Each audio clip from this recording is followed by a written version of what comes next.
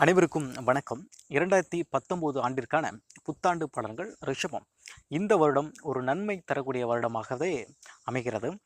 வேலை இல்லாதவர்களுக்கு வேலை கிடைக்கும், நண்பர்கள் உதவி செய்வார்கள், கணவன் மனைவி உறவு சிறப்பாக இருக்கும், மனைவியின் மூலம் லாபங்கள் உண்டாகும் மற்றும் அல்லது கணவன் மூலம் லாபங்கள் உண்டாகும், தொழில் வளர்ச்சி அடையும், வேலை மாற்றம் இடமாற்றம் ஏற்படும். 2இல் ராகு இருப்பதால் இதனால் நீங்கள் பேசும் பொழுது நிதானமாக பேச வேண்டும். யாரிடமும் அதிகமாக பேசுதல் வேண்டாம்.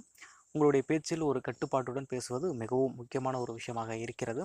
தெய்வ வழிபாடு அதிகம் உண்டாகும் மற்றும் மாந்திரிகம் மீது நாட்டங்கள் ஏற்படும். கடன் உதவிகள் கிடைக்கும். தாய் தந்தையர் உடல்நிலை சீராக இருக்கும். கணவன் மனைவிக்குள் இருந்த கருத்து வேறுபாடு நீங்கும். பிரிந்திருந்தவர்கள் இன்று ஒன்று கூடுவார்கள். யோக பலன்களை கொடுக்கக்கூடிய வருடமாகவே இந்த வருடம் விளங்குகிறது. மற்றும் வெளிநாடு வர்த்தகம் மூலம் லாபம் கிடைக்கும். வீடு வாகனம் வாங்குவீர்கள்.